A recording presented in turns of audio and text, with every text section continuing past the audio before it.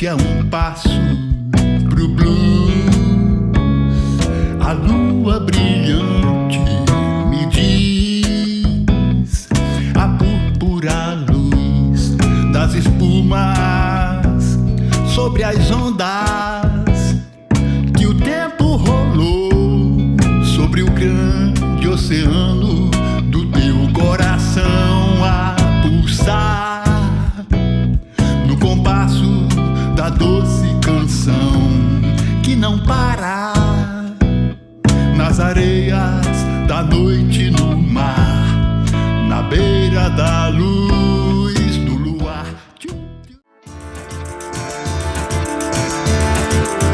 A semente do amor plantada no solo do coração, a semente do amor plantada no solo do coração, a semente do amor plantada no solo do coração, a semente do amor plantada no solo do coração. O que não cabe na palavra, na vida é somente tudo. É assim como a luz no mundo, a melhor coisa que eu sonhava era o brilho do sol chegando no frio da madrugada, no riso da minha amada, como uma flor que vai brotando, a semente do amor. Quando eu olhei as mãos do meu amigo Jorge, o meu olhar nas mãos de Jorge clareou. Há quanto tempo vamos todos caminhando juntos? Há muito mais que muito que a gente sonhou. Agora somos todos os irmãos de Jorge, e como Jorge tantos são nossos irmãos. Em meio às diferenças da humanidade, há tanta luminosidade em nossas mãos.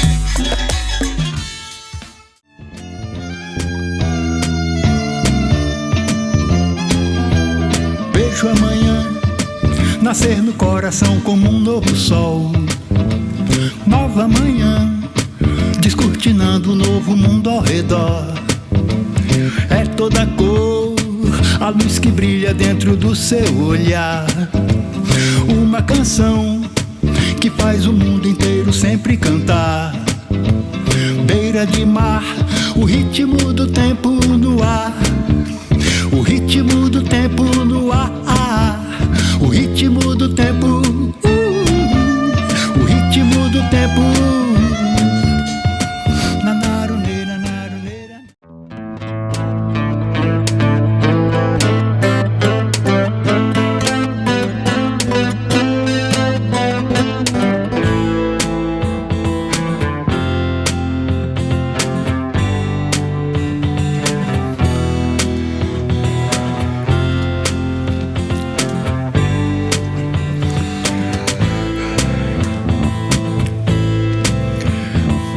Quase que eu acreditei quando perguntei pelo seu amor, onde ele estava, se na emoção ou no coração.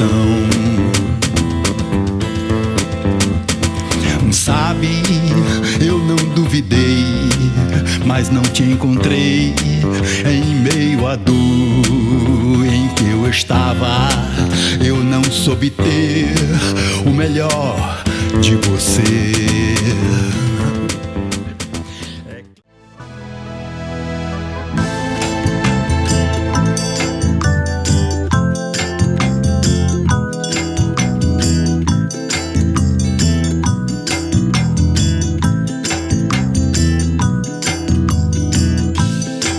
Oxe, bichinho, não se abufele, por favor. Se aveste não que eu volto logo, meus amor. Se eu vou pisar légua tirana é só porque tentei de tudo, já não sei o que fazer. Se eu vou pisar légua tirana é só porque tentei de tudo, já não sei o que fazer. Oxe, bichinho, não se abufele, por favor. Se aveste não que eu volto logo, meus amor. Se eu vou pisar légua tirana é só porque tentei de tudo, já não sei o que fazer. Se eu vou vou pisar légua tirana é só porque tentei de tudo, já não sei o que fazer. Se eu trabalhei na roça não.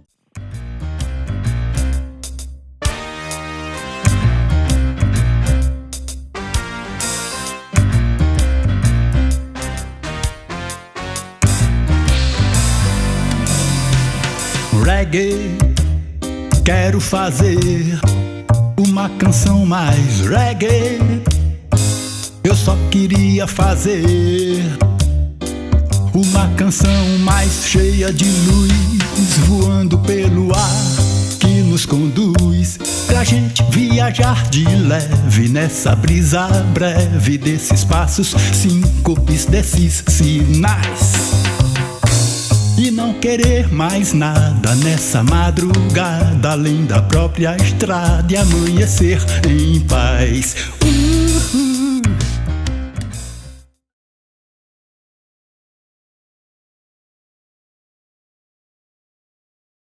Estamos começando mais um programa da série Arte Agora, aqui no canal Arte Agora, e hoje eu vou conversar com um multiartista. Eu vou conversar com Carlos Roberto Brito Cardoso, que é conhecido nos meios culturais e artísticos como Carlos Carlos.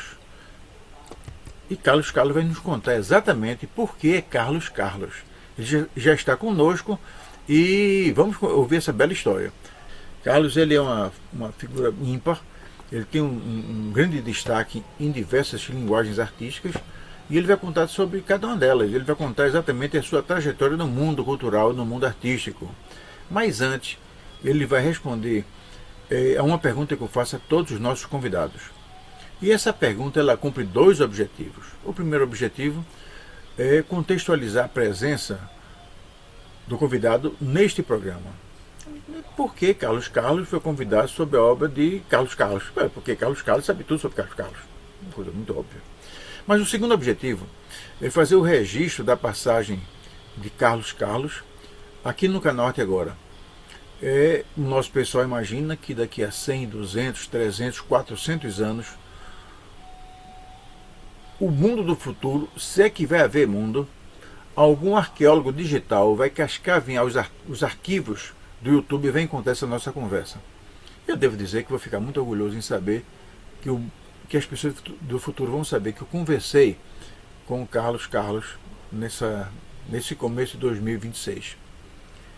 Pergunta simples. Carlos Carlos, bem-vindo, e eu queria que você respondesse logo a pergunta: quem é Carlos Carlos? Sobretudo, muito obrigado por essa oportunidade de estar aqui sendo entrevistado por você, Alexandre Santos. Essa pergunta tem sido feita ao longo de minha carreira, e a resposta que eu dou, assim, padrão, né, é que eu tive vários nomes em vários momentos de minha vida, de profissões, né? Então, para dizer assim, Carlos Roberto Brito Cardoso, então era Carlos Brito, Carlos Cardoso, e em dado momento eu passei a assinar apenas Carlos. Eu tenho esse livro sobre a comadre Florzinha, né, A Menina das Matas, e quando esse livro emplacou com o nome apenas Carlos, e muitas pessoas me cobravam. Mas, Carlos, eu queria que a gente retrocedesse um pouco mais. Retrocedesse lá para trás mesmo, lá para trás. Sobre o Carlos menino.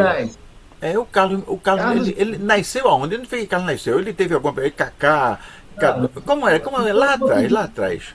Você nasceu onde, Carlos? Vou tentar te dizer.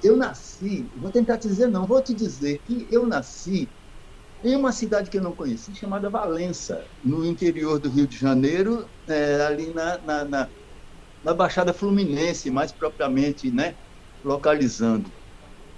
Meu pai, um militar do Rio Grande do Sul, conheceu minha mãe, uma cearense, que foi morar no Ceará, e ele foi fazer a escola de sargentos. E lá encontrou minha mãe, eu não sei exatamente a circunstância qual foi, mas eles se casaram e nasceu este segundo filho da família, né? Carlos, e com 1 ano de idade, ele foi transferido, terminou a escola lá, que tinha que fazer, e foi, meu pai, transferido para o interior do Rio Grande do Sul, na cidade de Santa Maria, né? E lá foi a minha primeira infância, na cidade de Santa Maria. Com 5 anos de idade, 6, ele foi transferido novamente. Foi uma surpresa muito grande quando todos souberam que ele viria para o outro extremo, ou seja, Pernambuco, para o outro extremo do país. E foi uma coisa, para mim, foi a maior sorte que eu poderia ter tido na vida, foi meu pai ter sido transferido para cá e eu chegar aqui ainda no final da primeira infância e ter toda uma vida vivido nesse estado maravilhoso de Pernambuco, essa coisa tão diferenciada que a gente tem no país e no mundo, e na cidade do Recife. Pois bem, coisas muito curiosas aconteceram, como, por exemplo, que ele, quando foi transferido, ele veio para um quartel que não existe mais, que era justamente ali no Forte das Cinco Pontas, era o 7º RECMEC. E eu tenho lembranças da minha infância desse quartel muito importantes, porque nós pegamos a cheia de 66. E nessa cheia perdemos tudo, ficamos sem ter onde morar. Quase não tínhamos roupa para usar, porque essa cheia levou tudo que ele trouxe do Rio Grande do Sul e, ao perder tudo e ficar até sem ter onde morar, onde foi que a gente foi morar? Nos convidaram para passar um tempo dentro do quartel, a família instalada em um setorzinho lá, que vocês ficam aqui até conseguir. Assim, esses dias que eu passei lá, que eu pensava que tinha sido muito mais tempo, e conversando com meu pai, ele disse, não, Carlos, não foi assim esse tempo todo que você está pensando, você não passou 6 meses lá dentro do quartel, não. Foi questão de poucas semanas, mas tanta coisa aconteceu ali, que é como se fosse uma vida inteira, porque meu pai me ensinou tudo sobre Frei Caneca, ele chegou e imediatamente começou a pesquisar o que aquela fortificação significava em relação à história do Brasil, não só de Recife e Pernambuco, e saía comigo para todas as caminhadas, tudo que ele tinha que fazer ali no centro, no Cais de Santa Rita, ali pela Rua da Praia, Rua do Imperador, tudo aquilo ele caminhava e ele pesquisava tudo para poder me ensinar.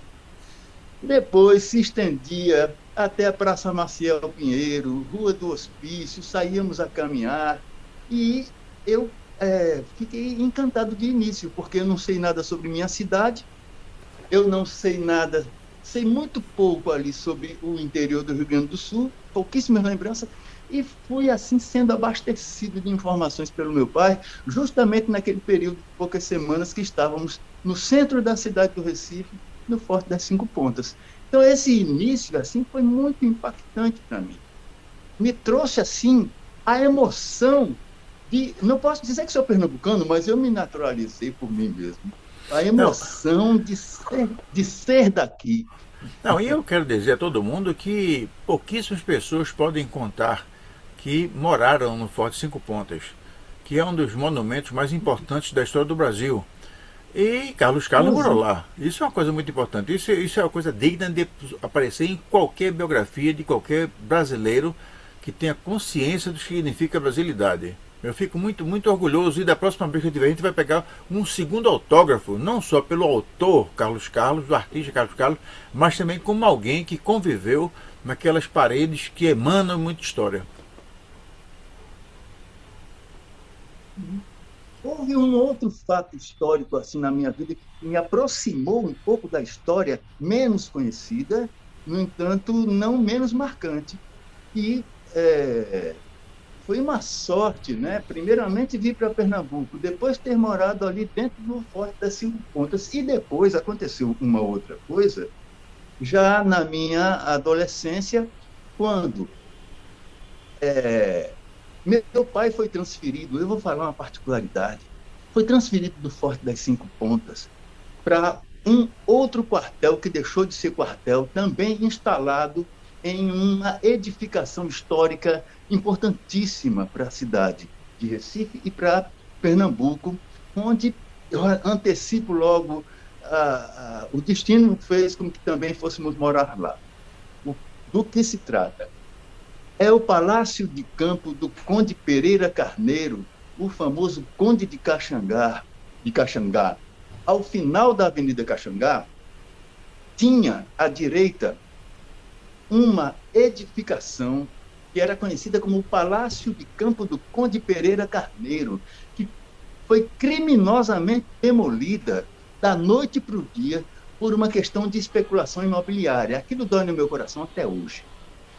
Eu fui um participante assíduo do movimento Ocupa Estelita, porque foi uma maneira de extravasar o que eu senti, sabe? Quando soube, quando eu tomei conhecimento, cheguei lá, corri para lá, demoliram o palácio. E eu Carlos, corri para lá Carlos, quando tudo eu Carlos, chorei. só para explicar para o pessoal, esse nosso programa ele é assistido por muita gente que não é de Pernambuco, não é do Recife. É interessante que a gente esclareça melhor o que esse movimento Ocupa Estelita. Há um tempo, há algum tempo, essa questão da especulação imobiliária comete muitos crimes à cidade. E havia o pátio de manobras da rede ferroviária, que era um lugar que tinha fadado a ser restaurado, não apenas como um pátio de manobra também, porque o Brasil se ressente da ausência de transporte ferroviário, inclusive de passageiros, né? E o fato é que houve um crime à economia do Brasil, cometido lá atrás, eu vou dizer o nome pelo senhor Fernando Henrique Cardoso, que ele conseguiu matar o transporte ferroviário no Brasil. Que não, depois houve um processo de ressurgimento, mas o fato é que no Nordeste ele conseguiu matar o transporte ferroviário. E uma empresa descobriu que o pátio de manobras dentro do Recife ia ser privatizado, e ela entrou nesse processo, turvou todos os caminhos normais, e a sociedade se ergueu contra o que foi feito. E surgiu então o movimento Ocupa Estelita. E eu devo dizer, Carlos, que eu, na condição de presidente do Clube de Engenharia de Pernambuco, estive lá e praticando solidariedade ao movimento, e aquilo ocorreu a nossa revelia, a revelia da cidade do Recife. Vai ficar vão ser construções de engenharia bonitas, mas aqui foi fruto de uma fraude, inclusive, uma fraude que a história um dia vai revelar. E eu fico, mais uma vez, então, parabenizo você por ter participado daquele episódio tão interessante. Então, o Ocupa Estelita ocorreu às margens da bacia do Cais de Estelita, vai ser da bacia do Pina, e foi outra coisa que de alguma forma agrediu a paisagem urbanística do Recife.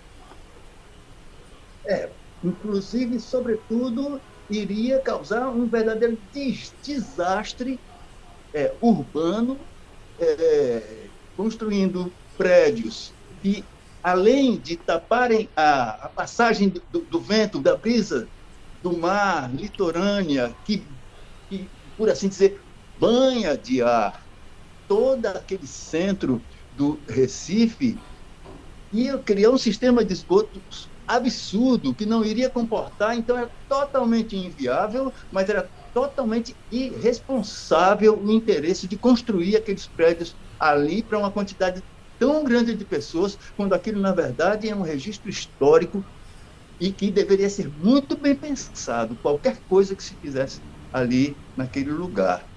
E, assim, foi uma luta, né? Falando rapidamente o que aconteceu, e às vezes a gente entrou em combate mesmo com a polícia, porque cercaram os participantes, que já estávamos ficando às centenas, em dado momento havia milhares, em momentos de concentração maior, e cercados pela polícia com gás lacrimogêneo, com balas de borracha, e então pessoas do meu lado que tem histórias e mais histórias, seria uma história muito grande, muito extensa para se contar tudo aqui agora, mas pessoas que já tinham participado de atividades culturais, de produções artísticas comigo, estavam lá também, e eu vi gente com um tiro de borracha nas costas, na perna. Eu pessoalmente, aquela coisa do gás lacrimogêneo, nunca tinha experimentado, entendi o que significa aquilo, a impossibilidade de respirar.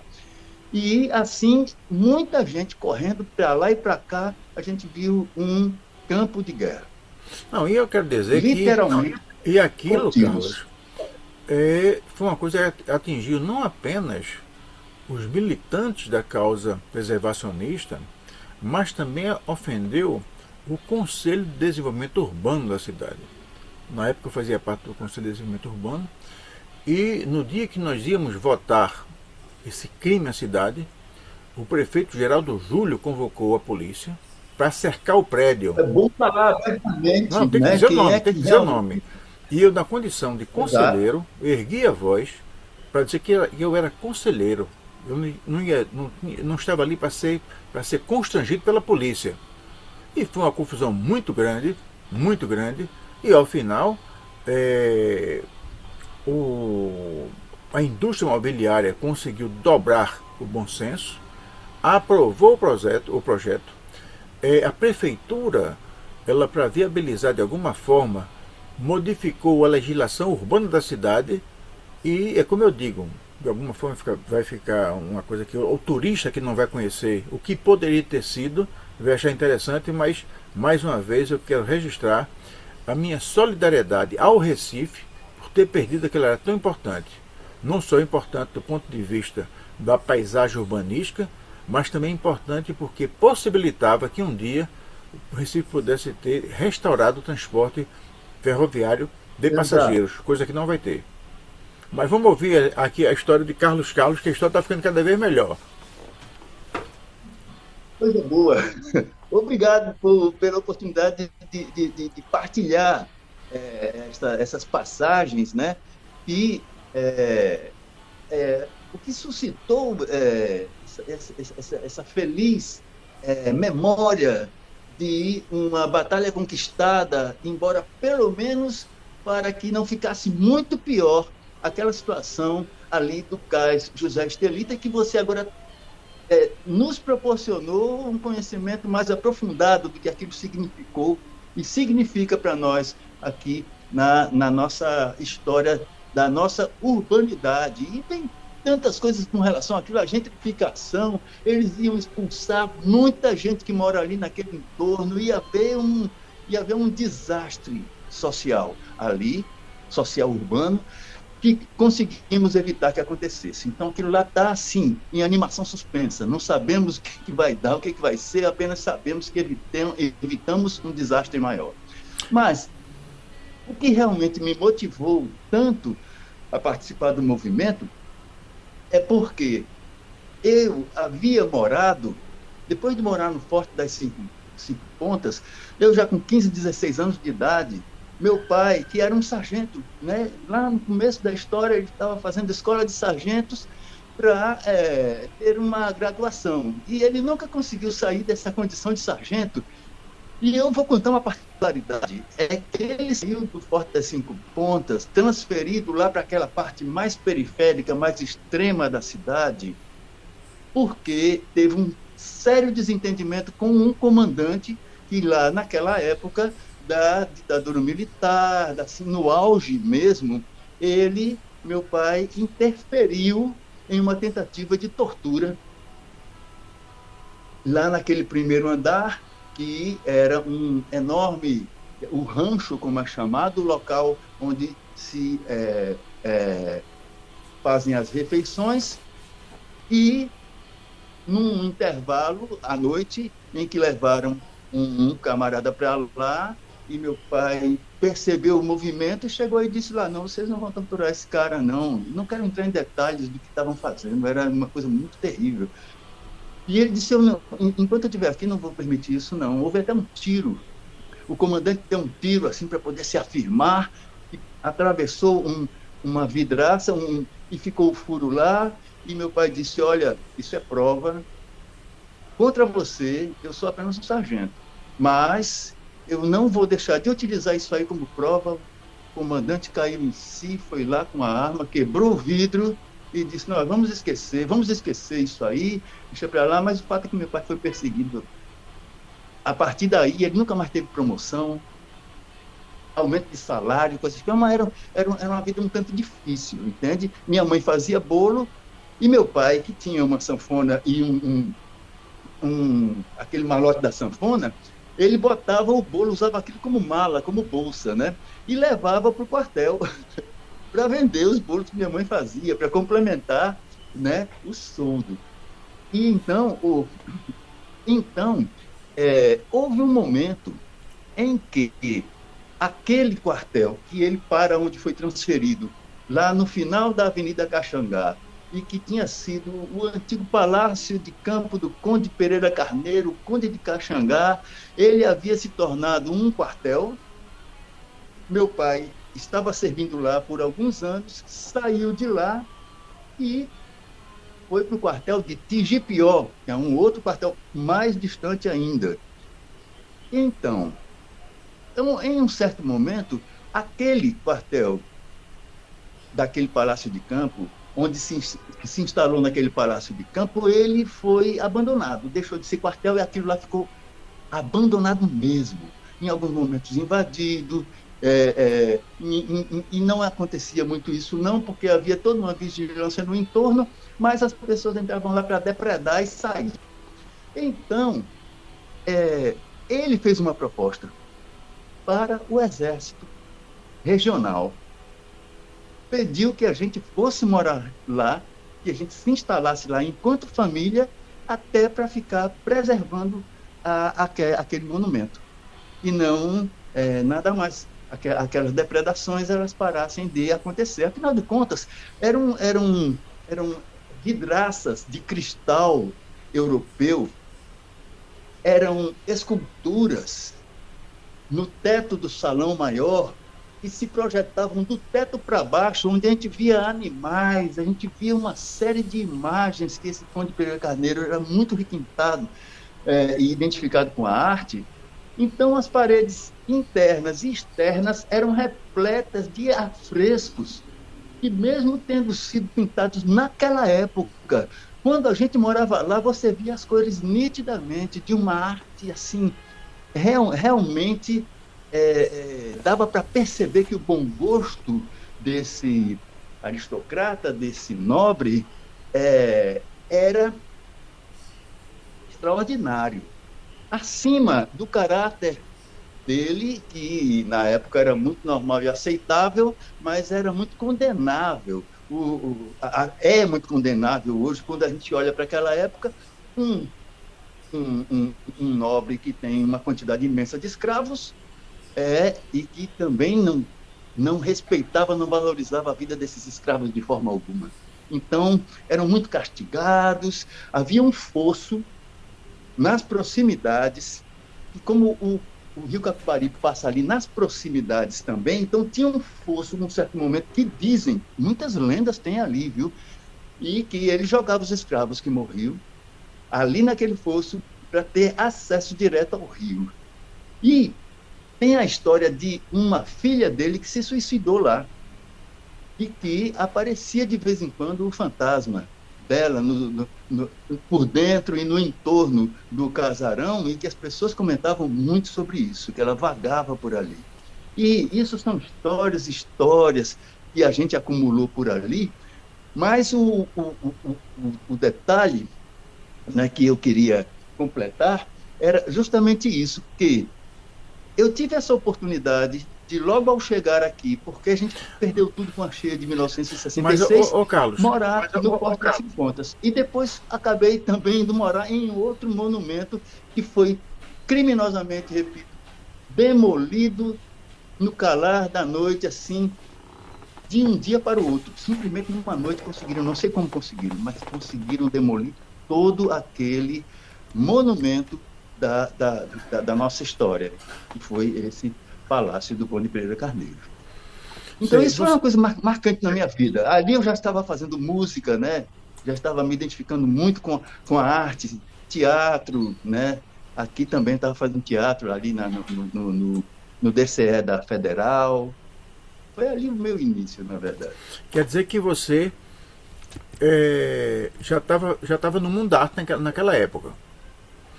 E aos 15, 16 anos, eu estava fazendo músicas, né? Quer dizer, então, o seu pai... De 15 anos. A impressão, então, que, veja bem, você tem uma vida extremamente movimentada, né? Nasceu em Valença, no Rio de Janeiro, foi para Santa Maria, de lá veio para o Recife, foi morar num Forte 5 Pontas, que é um monumento histórico da maior grandeza na história do Brasil. depois foi morar no Palácio da Caxangá, né, do Conde Pereira Carneiro. Depois foi para depois foi para lá para o quartel lá lá em Jabotão, sei lá por aí. E o fato é que você já estava com isso aí. Agora, seu pai. Lá em Tigipió, TGPO, já TGPO, né? E o seu pai foi tocava sanfona. quando ele foi trabalhar antes de ser reformado. Perfeito. E seu pai tocava sanfona. Então você tem toda uma carga histórica e artística e cultural. E aí isso tudo deve ter influenciado você bastante para ser exatamente o que você é, né? Um cara combativo, um cara talentoso. E eu queria que começasse a falar Me emociona lembrar. das artes que você, eu sei que você escreve livro, você compõe, você publica coisas, você é cineasta. Que você falasse um pouco sobre o artista, o multiartista Carlos Carlos. Eu pensava muito na música. Então, eu comecei a fazer música daí assim, intuitivamente, né? Letra e música simultaneamente. Depois, pegando o violão, comecei a compor algumas coisas ao violão. Mas aconteceu uma coisa na minha vida que eu acho que foi também determinante para um marco, né, na minha história. Em 1987, eu já tinha nascido meu filho.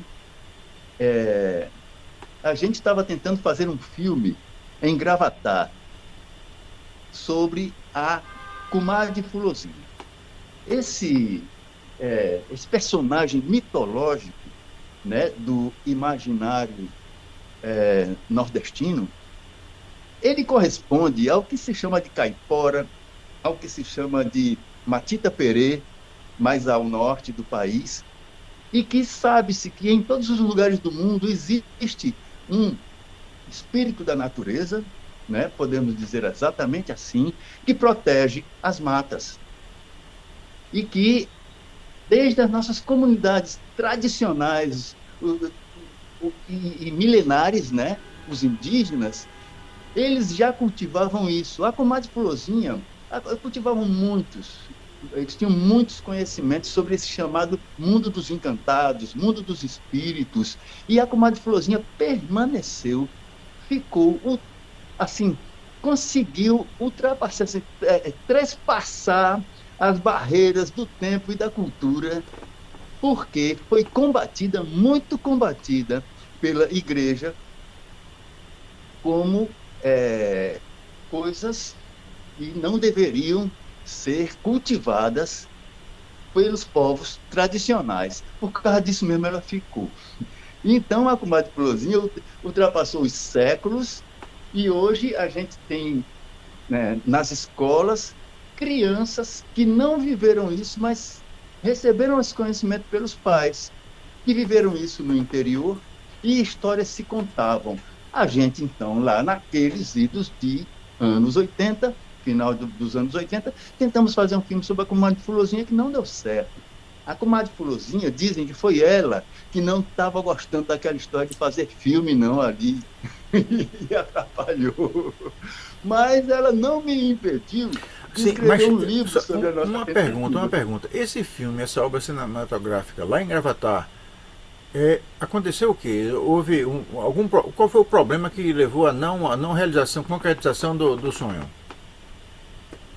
Eu vou lhe dizer, assim, com todo o respeito e, digamos, aproveitando, explorando a sua pergunta, que as pessoas deveriam ler o livro para saber.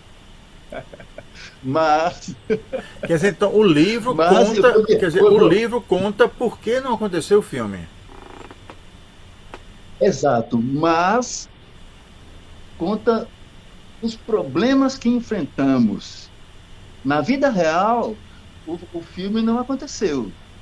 O livro conta os problemas que enfrentamos de forma, claro, muito fantasiada, mas assim, não é literalmente, mas é muito fantasiado. O que eu fiz? Eu aproveitei para colocar no livro todas as histórias de Comadre Fulozinha que a gente escutou, que a gente pesquisou, que a gente ficou ouvindo muito mais ainda quando chegamos na cidade de Gravatar. Eu fui compilando aquelas histórias todas e coloquei nesse livro. E então, na vida real, o filme não aconteceu. No livro, eu não vou dizer assim, será que aconteceu no livro? Se o filme aconteceu no livro, uma vez que na vida real o filme não aconteceu, mas o fato é que esse livro me proporcionou, mais uma vez, coisas muito interessantes, porque eu vendia os livros de diversas formas, inclusive fisicamente, pessoalmente, indo nas mesas de bares, indo nos logradouros, indo nas praças, e as pessoas me contavam histórias e mais histórias de Comadre Fulozinha. E se eu fosse acrescentar, o livro ganharia mais umas 50 páginas. Mas, assim, esse livro, eu tive a sorte também de ter sido convidado para colocá-lo como paradidático em alguns colégios. Então, o Colégio Marista São Luís me convidou e adotou lá 200 livros, né, para as crianças de uma determinada série, quarta série. E eu achei, alguns colégios acharam, o Instituto Capibaribe, por exemplo, achou que essa era assim, uma faixa etária ainda não suficiente para poder lidar com um livro desse, com histórias assim. Outros colégios já achavam que sim, e assim. Então, em Caruaru, então no Cabo de Santo Agostinho, em Jaboatão, aí depois eu estive em São Paulo, em Campinas, com esse livro, lancei lá também. As pessoas têm uma opinião diferente sobre como a questão infanto-juvenil, como é que deve ser interpretada e abordada a exploração didática e paradidática de um livro como esse. Mas o fato é que o livro agradava muito mais aos adultos. E as crianças passaram muito a gostar também do livro, porque, além de ser lido e de ser debatido, e eu tenho a música da Comadre Fulozinha, aí eu cantava lá no colégio, mas a gente fez oficinas de criatividade.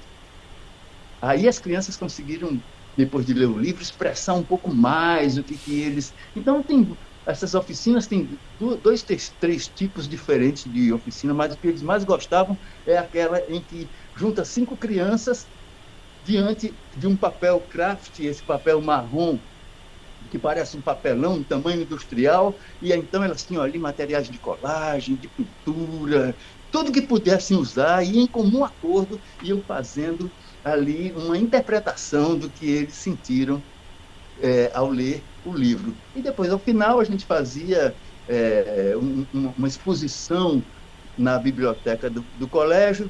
Esse modelo começou aí no Marista São Luís. Aí eu levei esse modelo para outros colégios, como o Colégio São Francisco, do Cabo de Santo Agostinho. Uma criança teve uma ideia maravilhosa, que eu encampei essa oficina. Era uma criança, ia ser uma entrevistadora, que era um computador daqueles antigos de tubo, de imagem, tudo lá, e cada uma das crianças ia interpretar um personagem do livro. Então, essa entrevistadora entrevistava todos os personagens do livro incorporados pelas crianças, né? E isso também foram oficinas que assim, esse livro me proporcionou muito essas vivências. A partir daí, eu resolvi escrever mais. Só que eu tinha um outro livro que eu vinha divulgando, que eu não consegui lançar esse livro, que é um livro chamado Terceiro Olho. São contos baseados em fatos reais. E como eu não consegui fazer esse livro, ao final dos anos 90, que era essa a proposta, eu acabei pegando um conto, que era o conto da Comadre Fulozinha, que não era um livro ainda. Foi um conto que eu submeti a um concurso de contos da cidade de Toledo, no Paraná. Eu não fui até lá, eu mandei daqui para lá e concorri. Não ganhei, não passou. Mas como o conto ficou burilado por causa dessa minha participação, por conta dessa minha participação, eu estava com muita dificuldade de fazer o livro Terceiro Olho, seria um livro até mais substancial, mais denso, né? E eu acabei fazendo esse livro infanto-juvenil com a sugestão de uma criança. que me sugeriu encaderná-lo artesanalmente, utilizando barbante de sisal. Aí ele é todo encadernado com barbante de sisal, e isso também foi uma criatividade que me proporcionou eu mesmo montar meus livros. E aí, depois eu consegui uma equipe para fazer, afinal, eu vendi uns 3.000 livros da Comadre Filozinha, sabe? Entre colégios e essas investidas nos bares, congressos também de literatura, a Bienal do Livro aqui, né? E assim, esse livro foi assim, abriu portas para mim. Depois eu escrevi um outro livro e resolvi escrever uma coleção Histórias do Nordeste. O segundo livro que eu lancei foi Rural, Saga de Maracatu. Uma história totalmente ficcional, cheia de flashbacks, uma coisa assim que começa aqui com uma equipe de estudantes, mais uma vez, essa coisa meio infanto-juvenil, que conhecem um caboclo de lança ali no coque, e a partir desse caboclo de lança, pela cabeça dele, o que está se passando com ele, a gente remete ao bisavô dele, que era um escravo alforriado, e vem chegando até aquele momento de novo em que aqueles jovens estão ali se deparando, estão ali assim despertando para a importância da cultura do nosso estado. Que coisa E interessante. assim começou essa parte. Pois é, mas me diga, mas você começou a partir de uma tentativa de produção de um filme. Mas e depois? Como é que foi o Carlos cineasta? Como é que foi essa história, essa vivência? Isso aí, justamente, para fazer isso, eu adquiri assim, um conhecimento rudimentar, porque ainda não tinha não tinha experiência nenhuma com cinema. Foi a partir daí que, bem mais na frente, né, não tanto, mas quando eu escrevi essa história, assim, bastante tempo depois, uns 15 anos depois, surgiu.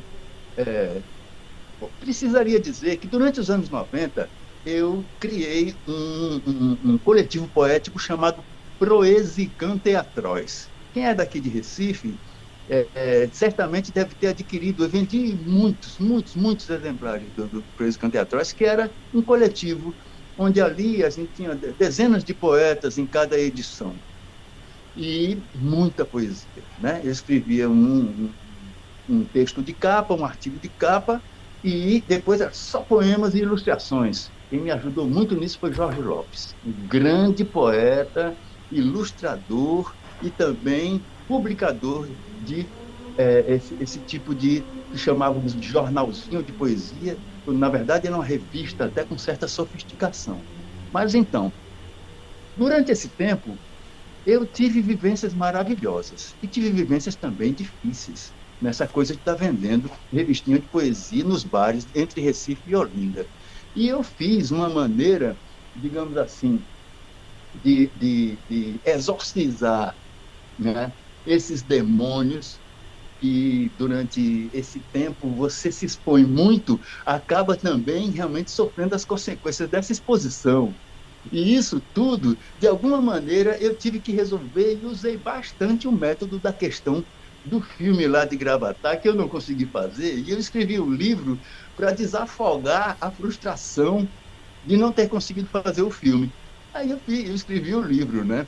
E então, quando eu passei por certas coisas durante 8 anos, produzindo e distribuindo, vendendo essas revistas poéticas Proesican Teatróis, eu peguei todas as vivências ao longo de 8 anos, que foram espinhosas, né, por assim dizer, juntei tudo aquilo em um único dia, em um roteiro em que o camarada, de manhã até o outro dia de manhã, ele sai vivendo aquelas coisas todas e no final tem uma surpresa, né? Mais uma vez, eu não vou, deixa que as pessoas venham assistir o filme que se chama Poeta Urbano.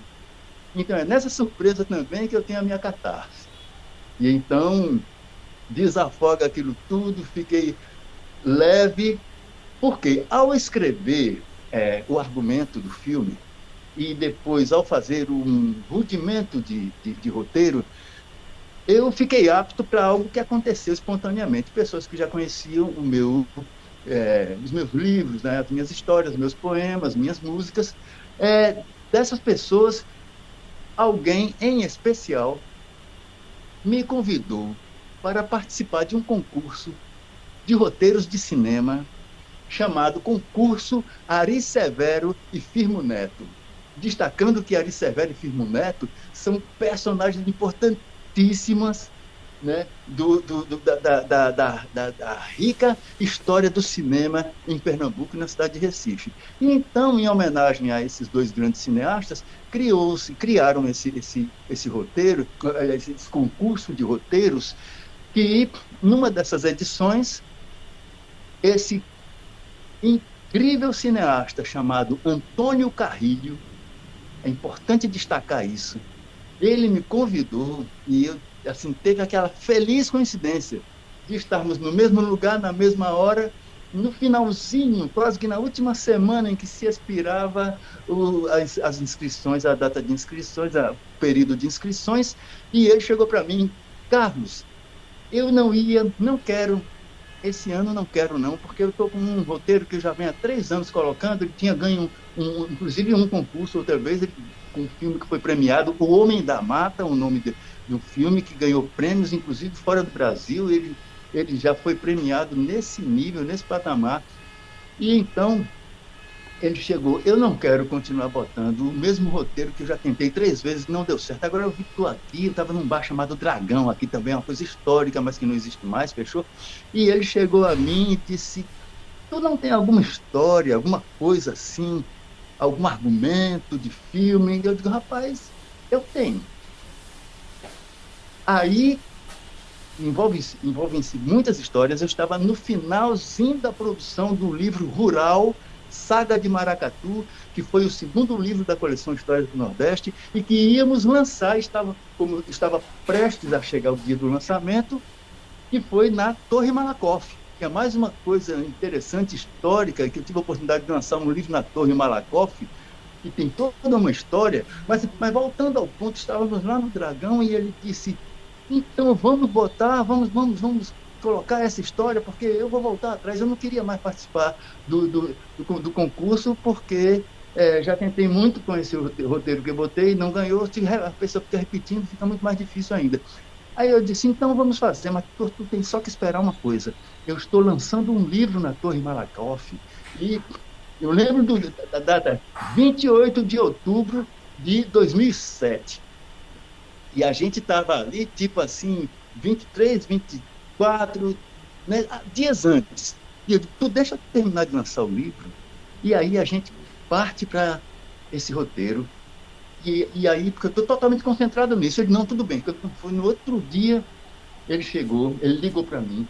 E aí, Carlos, está pronto? Estou. Então, estamos prontos. A gente virou noite preparando esse roteiro, porque tem toda uma linguagem de roteiro que ele conhece e eu não conhecia. Então, tudo que eu tinha feito, assim, teve que ser colocado dentro dessa linguagem. E a gente aproveitou para aprimorar um pouco mais esse roteiro. O fato é que ganhamos. A gente ganhou em terceiro lugar o concurso. Havia 3 lugares, ele ganhou o terceiro lugar. E depois, um dinheiro bacana, um dinheiro bom, entende? Assim, foi muito legal, porque sabe quando o artista é bem remunerado e fica muito satisfeito em trabalhar?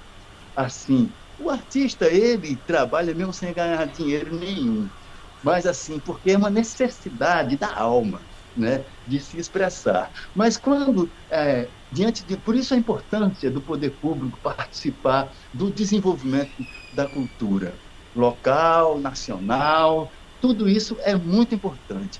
Então, fizemos com todas as condições esse filme. Foi filmado todo em 35mm, um filme em película, já na época em que a Kodak estava encerrando seus trabalhos, ela estava falindo, estava fechando as portas, e ainda recebemos todos os rolos de filme que foram da Kodak. Então está lá no nosso filme, assim, Kodak, e foi um dos últimos filmes, posso afirmar com toda certeza, porque foi naquela época que a Kodak estava fechando as portas, encerrando sua grande trajetória no cinema mundial, né? Aliás, do cinema nacional, o que a gente viu depois da produção desse filme, eu não sei se eu já vi, se eu cheguei a ver mais algum filme que a Kodak tem até esse momento assim, também um tanto histórico, porque não se fazia mais filme em película, porque não compensava. É muito caro e muito trabalhoso. Mas ele fez em película porque esse era o formato adotado na época pelo concurso de roteiros Ari Severo e Firmo Neto. Esse filme ele é resultado, mais ou menos, daquela primeira vivência ali em 1987. Depois também teve um outro filme, o Barroco Esquecido, que foi um documentário, observando que se tratam de documentários, filmes de 15 minutos. Aí o Barroco Esquecido foi um outro filme também, que eu participei, não escrevi, mas participei. Agora, Poeta Urbano, ele é um filme autobiográfico, contando compactando em um dia todos os perrengues que esse poeta velho passou em 8 anos. E só foi muitas alegrias, na verdade. Ô Carlos, mas vê bem, então existe o Carlos escritor, o Carlos cineasta, mas existe um outro Carlos, que é o Carlos músico. E eu que você falasse um pouco sobre ele, porque me parece que esse aí foi um dos que nasceu primeiro, né? O Carlos músico lá atrás, influenciado pelo seu pai, com aquela sanfona, e você vendo a sanfona, sentindo a pressão da vida e transformando esses sentimentos na música. O Carlos músico, eu acho que ele nasceu quando eu ainda tinha esses 6, 7 anos de idade, porque pela proximidade muito grande com minha avó. Começa por aí, porque minha avó era costureira e ela passava os dias costurando e cantando todas as músicas do nosso cancioneiro. Ela era aficionada de cantar marchinhas de carnaval, as músicas da rádio, como ela falava na época, todas decoradas, todas as músicas de Luiz Gonzaga que ela conhecia, ela decorava e cantava enquanto estava costurando. E, assim, quando a gente veio porque a gente saiu, enquanto família, da cidade de Valença, no interior do Rio de Janeiro, para a cidade de Santa Maria, no interior do Rio Grande do Sul. Quando viemos para Pernambuco, houve uma passada lá no Rio de Janeiro, onde minha avó estava lá morando com uma tia minha, e que pegaram ela e trouxeram para cá, para Recife. E aqui ela, com a sua... A gente teve que arrumar outra máquina de costura para ela, porque a máquina de costura dela se foi com a cheia de 66, e imagina, e ela tinha quebrado o braço durante a viagem, estava com um negócio lá, imagina o que esta senhora passou num período de cheia, que foi uma loucura. Eu lembro das imagens, até hoje me ocorre como foi para botar minha avó dentro daquele barco que foi salvar a gente, aquele barco a remo que foi salvar a gente dentro da casa, porque meu pai não estava, ele estava de prontidão no quartel e tudo, e esta senhora, né, para subir naquele barco com aquele braço quebrado, não foi nada fácil. E eu não sabia, né, que logo depois, quando a gente conseguiu se instalar no bairro do Cordeiro, e aí começou a vida normal de família em Recife, a primeira coisa que se fez foi comprar a máquina de costura de minha avó. E ela passava os dias costurando, pegando encomenda de costura e cantando. Aquilo foi me alimentando. Eu não imaginava o que aquilo tudo significa, mas até hoje eu me lembro dela cantando, escuto a voz dela como se fosse uma coisa que tivesse ficado gravada como realmente ficou na minha memória, e eu tivesse a capacidade de acessar assim. E de repente estou ouvindo ela cantar uma, outra e outra música, de tantas dessas que eu aprendi a amar, né? Quando eu já estava ali com meus 15 anos de idade, a gente já estava morando naquele monumento que justamente o Palácio de Campo do Conde Pereira Carneiro ali, minha mãe me deu de presente um disco de Milton Nascimento, que era o disco Gerais, né? Tem o Minas e tem o Gerais. E ali, então, eu comecei a perceber uma ligação entre toda aquela coisa de minha avó com uma música, que é a música do MPB, que eu já amava muito, Chico Buarque, e tudo, mas eu comecei a ouvir aquele disco repetidas vezes, então acredito que aquilo teve uma influência muito grande. Daí começou a surgir um Carlos, músico intuitivo, e ainda sou, permanece tudo meio no campo da intuição. Mas só que aí eu comecei a me interessar mais por uma música com uma perspectiva de metrificação, até de profissionalização no campo. Não me tornei o músico que eu gostaria. Eu pensava que ia virar um músico-compositor. Ia ser exatamente essa a minha vida. Na verdade, havia uma diversidade de coisas que eu precisava satisfazer também para poder me sentir feliz. Mas o músico foi ali que começou a história.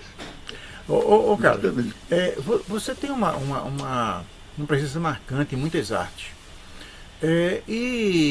Mas existe alguma delas na qual você se sinta mais à vontade? Ou alguma delas na que você prefira produzir e executar? Acredito que é a música, realmente. A poesia, sim, mas a poesia ela sempre esteve presente.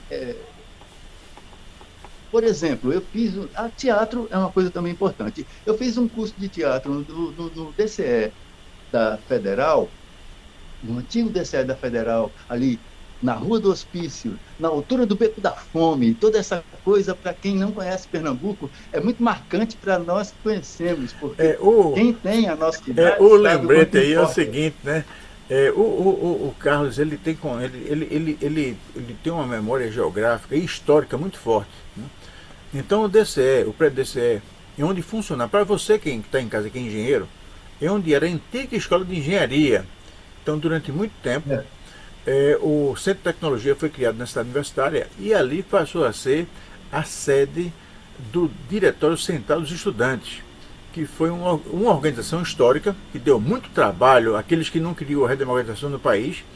Se levou muita carreira ali, e quase em frente ao DCE havia lá um prédio muito famoso chamado Pirapama, que dava frente para a Conde da Boa Vista, e atrás dele tinha o chamado Beco da Fome, que era ali onde tinha os diversos restaurantezinhos, tinha lá o pastel de japonês, era um negócio, e ali estavam os poetas, e ali a cultura efervescente.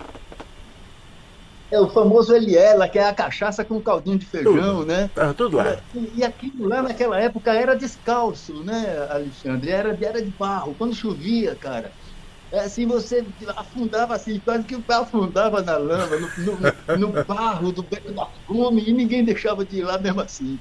E assim é o reduto dos poetas, dos boêmios, dos artistas, dos intelectuais. Eu tenho a felicidade de comentar uma coisa aqui. Meu concunhado, né, quer dizer, o esposo da irmã da minha mulher, Fernando Patriota, você talvez tenha conhecido. O Fernando Patriota escreveu um livro chamado Era uma Vez no Beco Liberdade, referindo-se ao Beco da Fome. É isso mesmo. Isso mesmo. E o DCE, depois ele se tornou aquele centro que aglutinava diversas expressões artísticas, inclusive música, inclusive teatro, inclusive literatura, e havia um auditório lá. E eu fui fazer um curso de teatro com o grupo TACAP, e aquilo lá para mim foi outro, digamos assim, foi também um outro nascer para a arte, porque o teatro então assim abriu a minha mente para as possibilidades, e justamente muito antes de aparecer o cinema, mas que assim aquilo ali eu comecei a ver todas as artes em uma arte só. E quando a gente fez a minha primeira apresentação em palco mesmo, oficial, porque a gente fazia ensaios ali no auditório, a título de teatro, do DCE, né? E quando, então, eu fiz a conclusão de curso, todo mundo tinha que apresentar alguma coisa. Então, o que eu fiz? Assim, primeira vez que eu recitei um poema em público. Então, foi ali. E ali a gente conviveu por alguns anos, né? Então, foi também a primeira banda musical, Banda Plantação.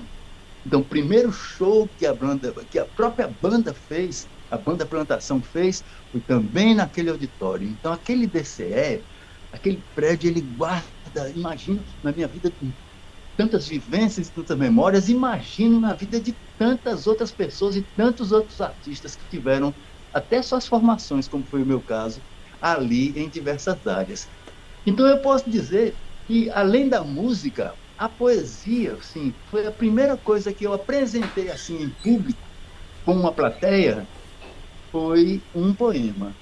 E não posso dizer assim que posso dizer que a poesia é uma das minhas maiores dedicações, mas diferentemente da música, a música eu já fiz, eu tenho um álbum musical, eu já fiz muitos shows, eu já participei com bandas, de bandas diferentes, né? Mais como vocalistas e principalmente vocalista, mas principalmente como compositor, né? Já tive banda de forró, toda essa coisa. Agora, na poesia, ela está uma coisa ainda em nível de alma, ainda não materializada em um volume ou alguma coisa palpável, porque eu nunca escrevi um livro de poesia. Eu nem sei por quê. Porque, assim, eu acho que sei, no fundo, é porque eu gostaria que um livro de poesia não fosse um apanhado de poemas, mas que ele tivesse uma história onde eu me encontrasse. Eu acredito que ainda não me encontrei dentro dessa história da poesia. Ela continua acontecendo na busca de me encontrar, ela, a própria poesia. Perfeito. É Bom, ela que está fazendo isso comigo e eu sou muito grato. pois é, bom, nós estamos Eu acho chegando ao que ela, final. ela é o começo de tudo, é a janela da E ela vai poesia. chegar. Bom, a gente está chegando ao final Ela vai chegar. dessa nossa conversa com Carlos Carlos. Como vocês viram, é uma conversa espetacular. Carlos não é um qualquer. Carlos ele viveu momentos e lugares muito importantes da cultura do Brasil e vem dando uma contribuição enorme para o desenvolvimento da sensação artística das pessoas. Ele é poeta, ele é cineasta, ele é dramaturgo, ele é músico, enfim, ele é muita coisa, além de ser essa pessoa maravilhosa que a gente está conversando agora. E aqui, Carlos, no programa, nós temos uma tradição de quem encerra os nossos programas, todos eles no canal até agora, é o convidado. E eu passo a palavra para você fazer o encaminhamento das despedidas. E devo dizer que eu já estou com muita saudade desse programa. Né? Gente, você vai voltar aqui outras vezes, mas dessa vez vai ser essa. Então, com a palavra, Carlos Carlos, para despedidas.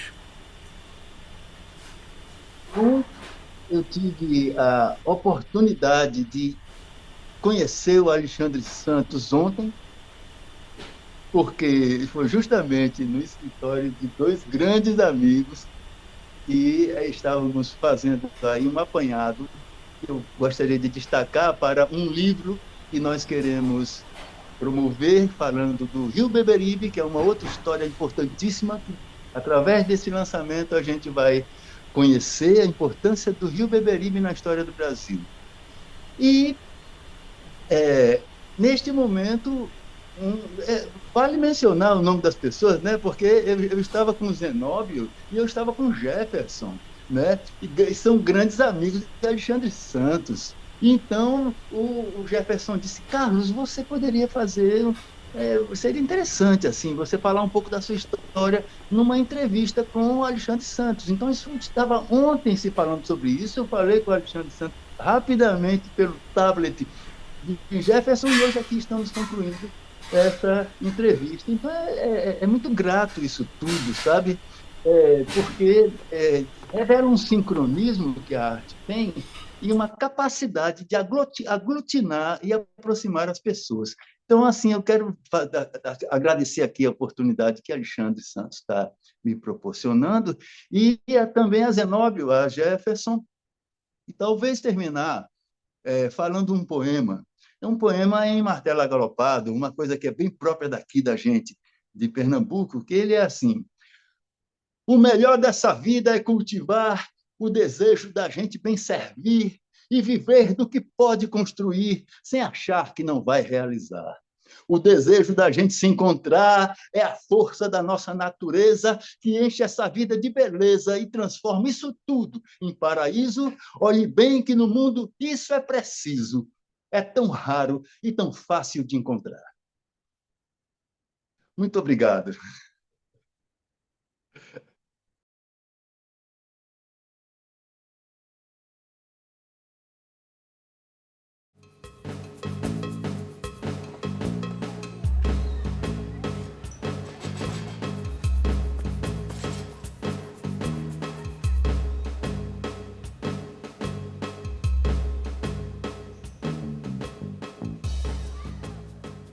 E aí, tudo bom? Tudo bem. Tá vendendo outro livro, hein? O livro era um trabalho meu, mas a Ciranda é um trabalho coletivo que reúne vários poetas de Recife e Olinda. Sei. É uma publicação independente que tem um preço bem acessível. Pô, mano, tu ainda tá nessa, velho.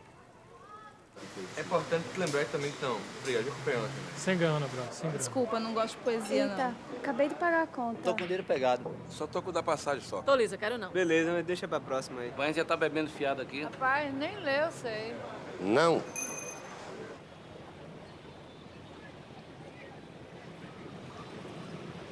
Como dedicar a vida ao ofício da criação poética e, ao mesmo tempo, providenciar tão aclamada sobrevivência, se são coisas tão antagônicas?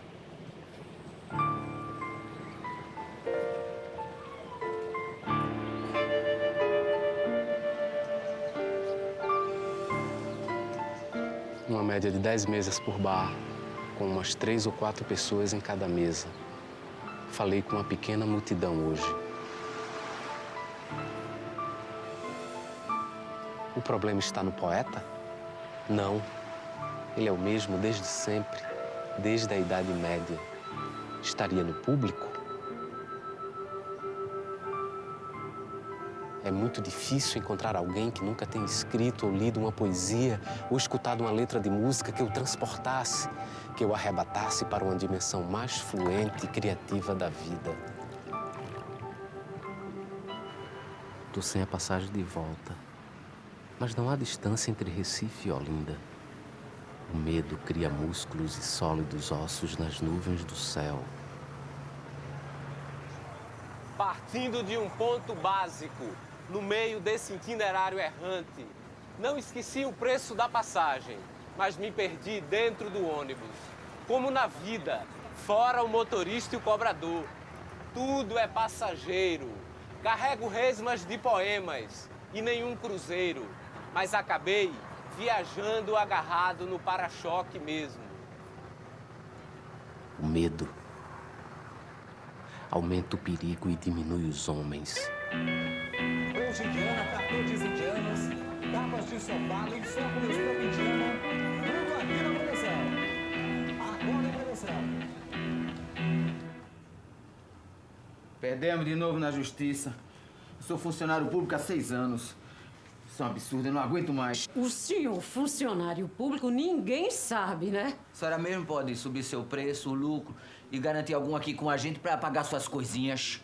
Agora, lá no bar de Geraldo, tu não deixa fiar de 3 meses. Tu gasta bem, sempre paga à vista. Mas...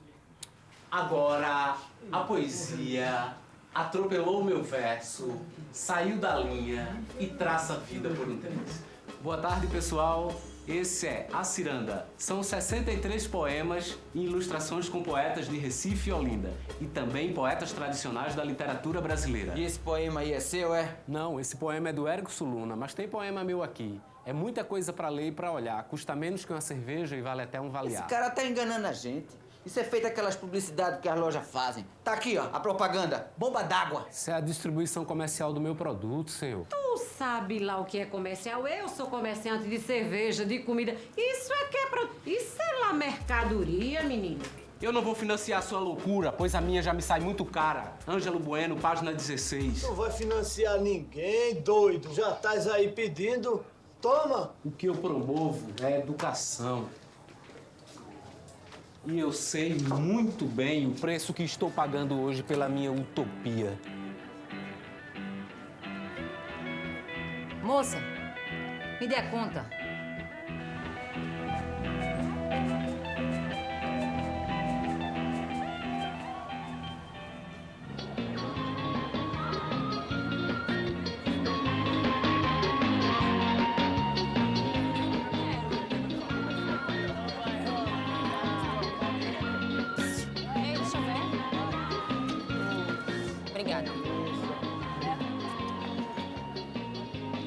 Eita, minha gente, escuta. Ser mais lindo e nítido de se ver. Ah, meu menino, hoje eu amanheci sorrindo pra te contar que com você por perto, tudo vai ser de certo, muito mais fácil e menos deserto. Eu não entendi nada, mas... rapaz? Que danado é isso aí? É um jornal de poesia. Que jornal de poesia? Poesia de quê? É um trabalho coletivo, mas tem uma poesia minha. Eu sei o que é isso, na carrapeia de tuia. E você gosta muito de ler? Poesia é coisa de viado, velho. Puxa saco do cara. Tá querendo virar um daqui, é? A gente tá aqui na boa, aqui se divertindo, vai pra cá pra perto do bairro? Perturbando não, tô divulgando o meu trabalho. Passa daqui agora, vagabundo, vai! Essa porra, meu irmão, tá doido, é? Ele tava abusando. Eu vou me embora, porque esse macho é um homem. Só.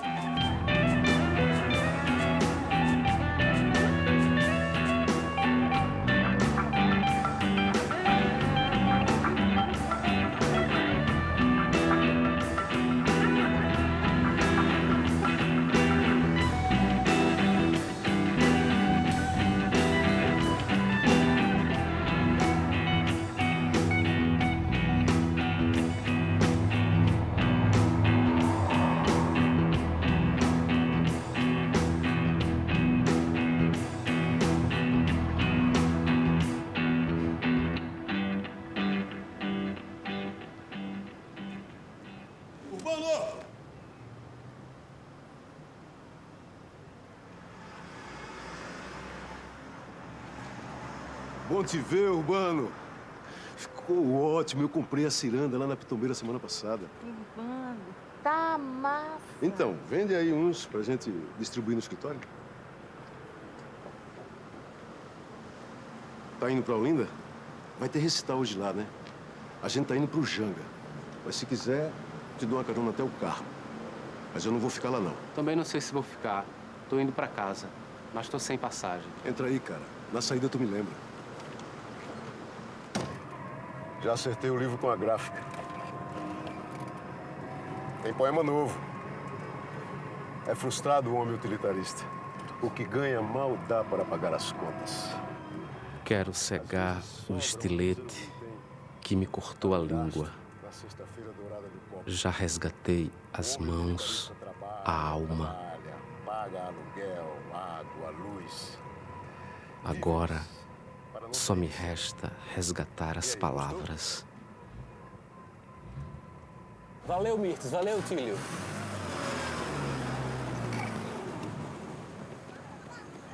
A passagem.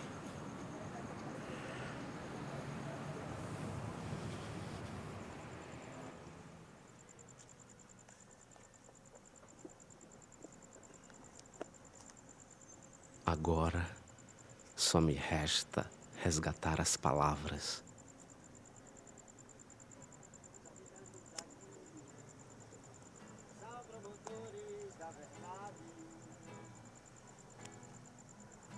Diamantes de lábios com os mesmos ideais de aliarem-se a paz por toda eternidade. Esse lugar aqui é um paraíso sem fim.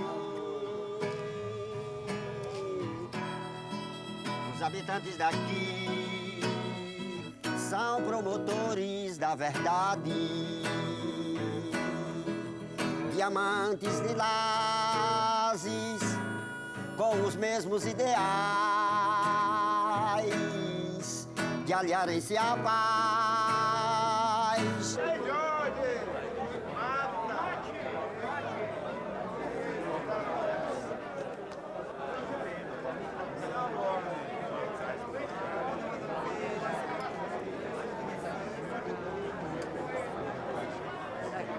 Eu já ia pagar o resultado.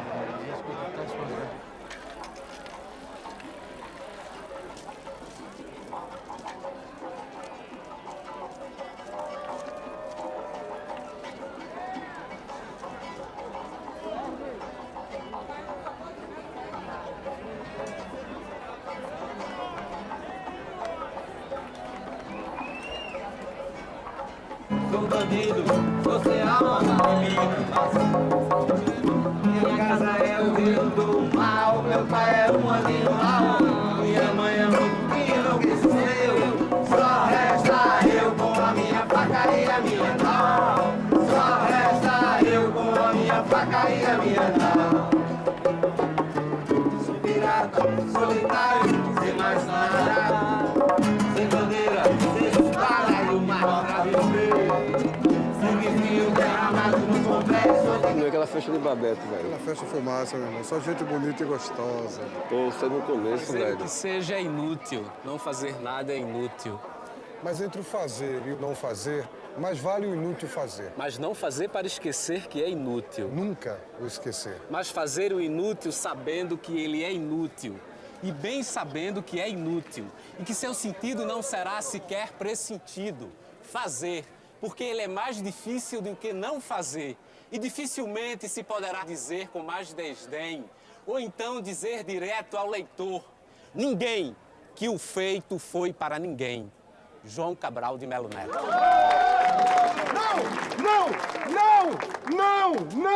Não me olhem desse jeito, com esses olhos de televisão. O poema é pouco contra os militares e suas armas mortais, contra a igreja e seu Deus profano. Onde tem boi, tem fome.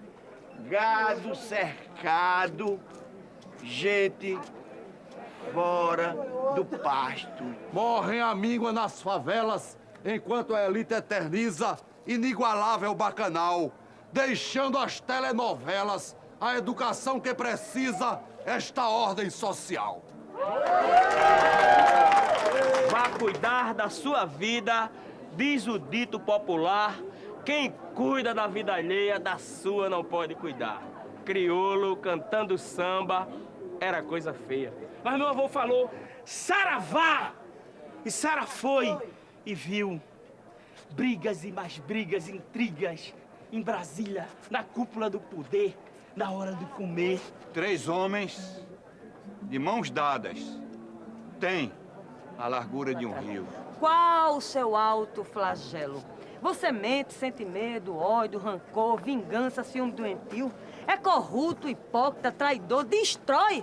Rapariga, cafajeste, qual o seu alto flagelo? O sol nasceu para todos e o mais sabido vai pela sombra. Erickson, valeu, lá. Só não beberás o meu amor por ti, que é água pura de beber, nem o meu silêncio. Porque meu silêncio é alma! Porque meu silêncio é alma, porra! O meu silêncio é alma! Gosto quando Milena fala dos homens que comeu durante a noite. É a única voz soante nesta cantina de repartição, onde todos falam do filho drogado, do preço do pão, sem a voz de Milena. O café desce amargo. O brilho vê-se na janela. O grito que essa luz espalha anuncia o dia que se apronta. Simplesmente um dia se prepara e é o último da nossa conta. Passará.